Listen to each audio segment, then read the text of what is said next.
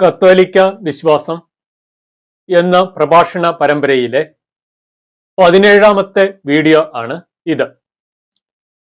വിശുദ്ധരോടുള്ള ഭക്തി ദൈവം അംഗീകരിക്കുന്ന ഒരു കാര്യമാണ്. വിശുദ്ധരോടുള്ള ഭക്തി ക്രിസ്തുവിന്റെ ഏക മാധ്യസ്ഥത്തിന് എതിരായിട്ടുള്ള ഒന്നല്ല. ഇക്കാര്യങ്ങളെക്കുറിച്ചായിരുന്നു കഴിഞ്ഞ 2 വീഡിയോകളിൽ, അതായത് ഈ പ്രഭാഷണ പരമ്പരയിലെ 15ാമത്തെയും 16ാമത്തെയും വീഡിയോകളിൽ നമ്മൾ വിശദീകരിച്ചിരുന്നത്.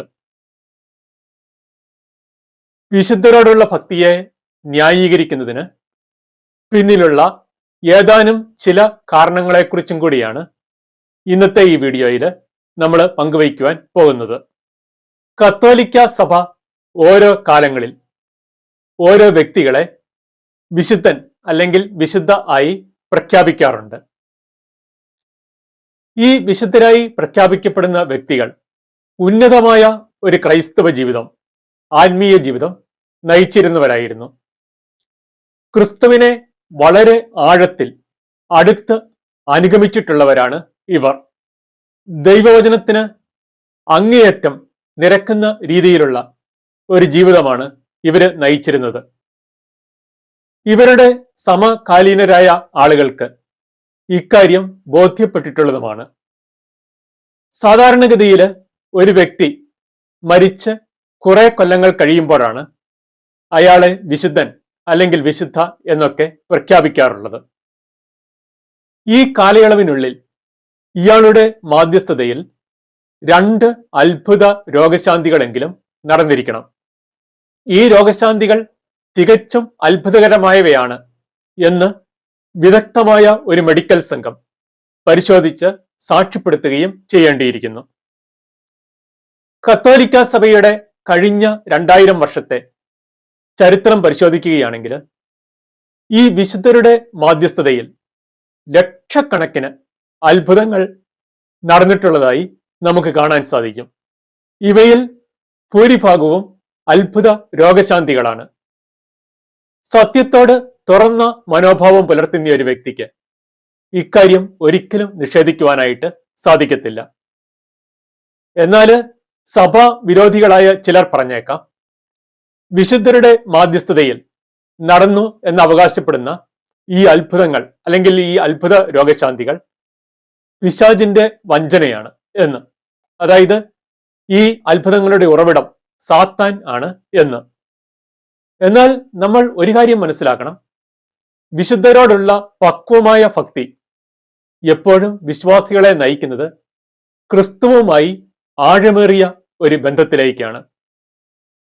മത്തായിയുടെ സുവിശേഷം 7ാം അധ്യായത്തിൽ യേശു പറയുന്നുണ്ട്, ഫലത്തിൽ നിന്നാണ് വൃക്ഷത്തെ തിരിച്ചറിയേണ്ടത്. നമുക്കറിയാം, പിശാചിന്റെ ഏത് പ്രവർത്തികളുടെയും അടിസ്ഥാന ലക്ഷ്യം മനുഷ്യ ഹൃദയങ്ങളെ ക്രിസ്തുവിൽ നിന്ന് അകറ്റിക്കളയുക എന്നുള്ളതാണ്. എന്നാൽ സഭയില് വിശുദ്ധരോടുള്ള പക്വമായ ഭക്തി എപ്പോഴും വിശ്വാസികളെ നയിക്കുന്നത് ക്രിസ്തുവുമായുള്ള ഉപരിയായ ആഴമേറിയ ഒരു ബന്ധത്തിലേക്കാണ്. ഇതിൽ നിന്ന് തന്നെ നമുക്ക് മനസ്സിലാക്കാൻ സാധിക്കും, ഈ വിശുദ്ധരുടെ മധ്യസ്ഥതയിൽ നടക്കുന്ന ഈ അത്ഭുത രോഗശാന്തികൾ ഒരിക്കലും പിശാചിന്റെ വഞ്ചനയോ തട്ടിപ്പോ അല്ല. പിന്നെയോ ഈ അത്ഭുതങ്ങളുടെ ഉറവിടം തികച്ചും ദൈവികം തന്നെയാണ്. ദൈവം വിശുദ്ധരോടുള്ള ഭക്തിയെ അംഗീകരിക്കുന്നു. ഇനി നമുക്ക് ആധുനിക വിശുദ്ധരുടെ കാര്യത്തിലേക്ക് വരാം. ഈ വിശുദ്ധർക്ക് എല്ലാവർക്കും തന്നെ തങ്ങൾക്ക് മുൻപുള്ള നൂറ്റാണ്ടുകളിൽ മരിച്ച് കടന്നുപോയ വിശുദ്ധരോട് ഭക്തി അല്ലെങ്കിൽ ഡിവോഷൻ ഉള്ളവരാണ്. എന്നിട്ടും ഈ ആധുനിക വിശുദ്ധർ ക്രിസ്തുവിനോടുള്ള ബന്ധത്തിൽ അങ്ങേയറ്റം ആഴത്തിൽ വളർന്നു. തങ്ങൾക്ക് മുൻപുള്ള വിശുദ്ധരോട് ഇവർ പുലർത്തിയിരുന്ന ഭക്തി ഇവരെ ക്രിസ്തുവിലേക്ക് അടുപ്പിക്കുക മാത്രമാണ് ചെയ്തിട്ടുള്ളത്. ഇതിൽ നിന്നൊക്കെ നമുക്ക് വ്യക്തമായി മനസ്സിലാക്കാവുന്നതേയുള്ളൂ, വിശുദ്ധരോടുള്ള ഭക്തി അത് ദൈവം അംഗീകരിക്കുന്ന ഒന്നാണ്. വിശുദ്ധരുടെ മാധ്യസ്ഥതയിൽ നടക്കുന്ന അത്ഭുതങ്ങൾ ഒരിക്കലും സാത്താന്റെ വഞ്ചനയല്ല. ഇനി എൻ്റെ വ്യക്തിപരമായ അനുഭവം കൂടി അല്പം പങ്കുവെച്ചുകൊള്ളട്ടെ. ഞാൻ ഒരു കത്തോലിക്ക കുടുംബത്തിലാണ് ജനിച്ചത്. എന്റെ ചെറുപ്പകാലത്തും മറ്റും പ്രായോഗിക തലത്തിൽ ചിന്തിക്കുമ്പോൾ ഈ അൽമായർക്കിടയിൽ ബൈബിളിന് വലിയ പ്രാധാന്യമൊന്നും നൽകപ്പെട്ടിട്ടില്ലായിരുന്നു. ഇക്കാരണത്താൽ തന്നെ ഒരു കുട്ടിയായിരുന്ന സമയത്ത്, അതായത് സ്കൂളിലൊക്കെ പഠിക്കുന്ന സമയത്ത്, എനിക്ക് ബൈബിളിനോട് വലിയ ആകർഷണമൊന്നും തോന്നിയിട്ടില്ല. എന്നാൽ ഈ ചെറുപ്രായത്തിൽ തന്നെ കുറച്ചധികം വിശുദ്ധരുടെ ജീവചരിത്രങ്ങൾ, ബയോഗ്രഫി വായിക്കാൻ എനിക്കിടയായി. വാസ്തവത്തില് ഈ വിശുദ്ധരുടെ ഈ ജീവിത മാതൃക, അവരോടുള്ള ഡിവോഷൻ, അതാണ് ചെറുപ്പത്തില് ക്രിസ്തുവിലേക്ക് എന്നെ അടുപ്പിച്ചത്. ഡിഗ്രി പഠനം ഒക്കെ പകുതിയായ സമയത്ത് ഞാൻ കരിസ്മാറ്റിക് നവീകരണത്തിലേക്ക് കടന്നു വന്നു. പിന്നെ വിശുദ്ധരുടെ ജീവചരിത്രങ്ങള് ഒത്തിരിയൊന്നും വായിച്ചിട്ടില്ല. ഇതിനുശേഷം എൻ്റെ ആത്മീയ ജീവിതം മുന്നോട്ട് നീങ്ങിയത് പ്രധാനമായിട്ടും ബൈബിളിനെ കേന്ദ്രീകരിച്ചാണ്. എന്നാൽ ഒരു കാര്യം വ്യക്തിപരമായ അനുഭവത്തിൽ നിന്ന് തന്നെ എനിക്ക് ഉറപ്പിച്ച് പറയാൻ സാധിക്കും. വിശുദ്ധരോടുള്ള ഭക്തി എന്നെ നയിച്ചിട്ടുള്ളത് ക്രിസ്തുവുമായിട്ടുള്ള ഉപരിയായ ആഴമേറിയ ഒരു ബന്ധത്തിലേക്ക് മാത്രമാണ്. അതൊരിക്കലും ക്രിസ്തുവിൽ നിന്ന് എന്നെ അകറ്റിക്കളഞ്ഞിട്ടില്ല. അപ്പോൾ ഇതിൽ നിന്ന് തന്നെ ഞാൻ മനസ്സിലാക്കുന്നു, ഈ വിശുദ്ധരോടുള്ള ഭക്തി, അവരുടെ മാധ്യസ്ഥതയിൽ നടക്കുന്ന അത്ഭുതങ്ങൾ ഒരിക്കലും പിശാചിന്റെ തട്ടിപ്പല്ല, അത് ദൈവത്തിൽ നിന്ന് തന്നെ ഉള്ളതാണ്. ഇനി കത്തോലിക്ക സഭയിലേക്ക് വരുമ്പോൾ പല ആളുകളും ഈ വിശുദ്ധരോട് അപക്വമായ, ഇമ്മച്വേർഡ് ആയിട്ടുള്ള ഭക്തി, ഡിവോഷൻ ഒക്കെ പുലർത്തുന്നതായിട്ട് കാണാൻ സാധിക്കും. ഇത് തീർച്ചയായും തിരുത്തപ്പെടേണ്ടതാണ്. എന്നാൽ ഈ വിശുദ്ധരോടുള്ള ഭക്തി അല്ലെങ്കിൽ ഡിവോഷൻ സഭയിൽ നിന്ന് ഒരിക്കലും പൂർണ്ണമായിട്ട് തള്ളിക്കളയേണ്ടതിന്റെ ആവശ്യമില്ല. ഇനി നമുക്ക് ഒരു കുടുംബത്തിന്റെ ഉദാഹരണത്തിലേക്ക് വരാം. അതായത് മാതാപിതാക്കളും 5 മക്കളും അടങ്ങുന്ന നല്ല ചിട്ടയുള്ള ധാർമ്മിക നിലവാരം പുലർത്തുന്ന ഒരു കുടുംബം. ഈ കുടുംബത്തിലെ ഇളയ കുട്ടി മൂത്ത സഹോദരങ്ങളോട് കൂടുതലായ ബന്ധം വളർത്താനായിട്ട് ശ്രമിക്കുന്നു എന്ന് കരുതുക. ഇതൊരിക്കലും ഇളയ കുട്ടിയെ മാതാപിതാക്കളിൽ നിന്ന് അകറ്റിക്കളയുകയില്ല. പിന്നെയോ ഇത് ആ ഇളയ കുട്ടിയെ മാതാപിതാക്കളോട് കൂടുതൽ അടുപ്പിക്കുക മാത്രമേ ചെയ്യുകയുള്ളൂ. അതായത് വിശുദ്ധരോടുള്ള പക്വമായ ഭക്തി വിശ്വാസികളെ ഒരിക്കലും ക്രിസ്തുവിൽ നിന്ന് അകറ്റത്തില്ല, യേശുവിനോട് കൂടുതൽ അടുപ്പിക്കുക മാത്രമേ ചെയ്യുകയുള്ളൂ. ഇനി നമുക്ക് യേശു ജീവിച്ചിരുന്ന ആ കാലഘട്ടത്തിലേക്ക് ഒന്ന് പോകാം. 2000 വർഷങ്ങൾക്ക് മുമ്പ് പാലസ്തീനയിലെ ചെറിയ ഒരു ഭൂവിഭാഗത്തിലാണ് യേശു തന്റെ ജീവിതം ചെലവഴിച്ചത്. തൊഴിലുകൊണ്ട് യേശു ഒരു മരപ്പണിക്കാരനായിരുന്നു. 30 വർഷത്തോളം അധികം ആരാലും അറിയപ്പെടാതെ ഒരു രഹസ്യ ജീവിതം നയിച്ചു.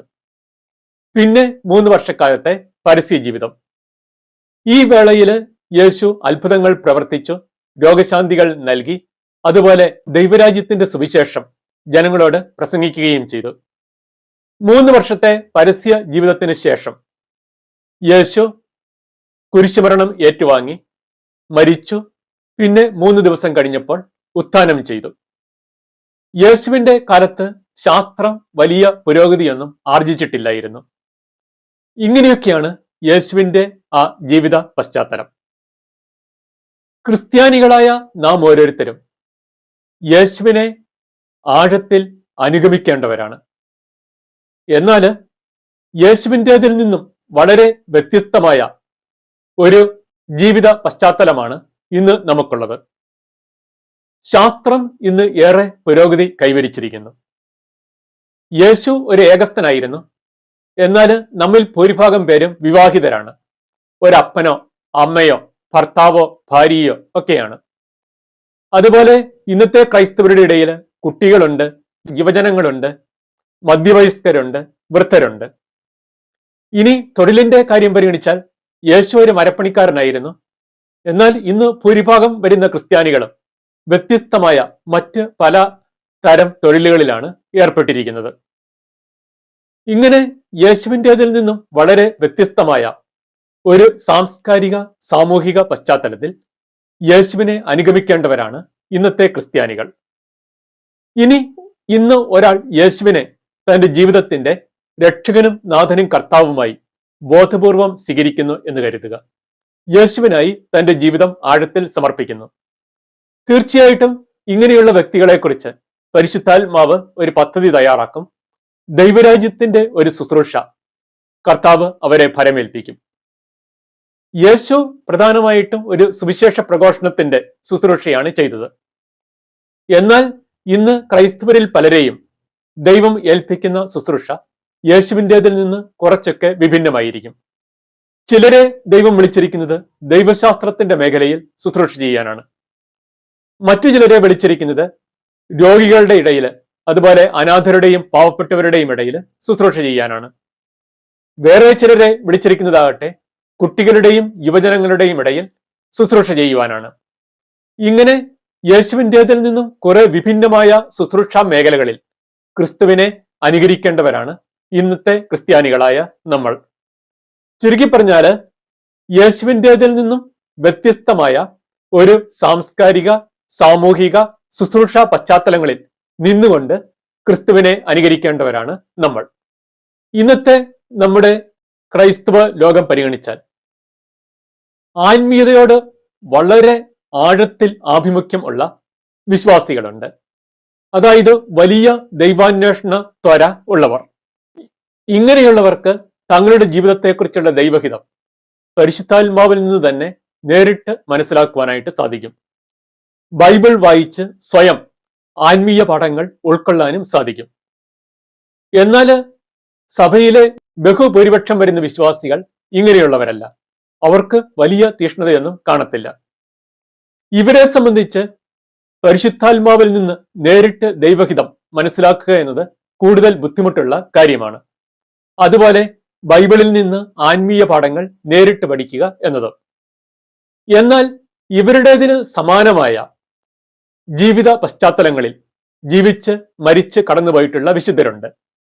ഇവരുടേതിന് സമാനമായ ശുശ്രൂഷ മേഖലകളിൽ വ്യാപരിച്ച് കടന്നുപോയിട്ടുള്ള വിശുദ്ധരുണ്ട്. ഈ വിശുദ്ധരെ അനുകരിച്ച് അവരുടെ ജീവിത മാതൃകയിൽ നിന്ന് ആത്മീയ പാഠങ്ങൾ ഉൾക്കൊള്ളുക എന്നത് സാധാരണ വിശ്വാസികളെ സംബന്ധിച്ച് കൂടുതൽ എളുപ്പമുള്ള കാര്യമാണ്. കൊരിന്തോസ്കാർക്കുള്ള 1-ാം ലേഖനം 11-ാം അധ്യായം 1-ാം വാക്യത്തിൽ പൗലോസ് അപ്പസ്തോലൻ പറയുന്നത് ഇപ്രകാരമാണ്: ഞാൻ ക്രിസ്തുവിനെ അനുകരിക്കുന്നത് പോലെ നിങ്ങൾ എന്നെ അനുകരിക്കുവിൻ. ഇനി ഒരു സാധാരണ വിശ്വാസി ദൈവത്തോട് ഒരു അനുഗ്രഹം അതിനായി പ്രാർത്ഥിക്കുന്നു എന്ന് കരുതുക. വേണമെങ്കിൽ ദൈവത്തിന് ഈ അനുഗ്രഹം നേരിട്ട് അയാൾക്ക് നൽകാം.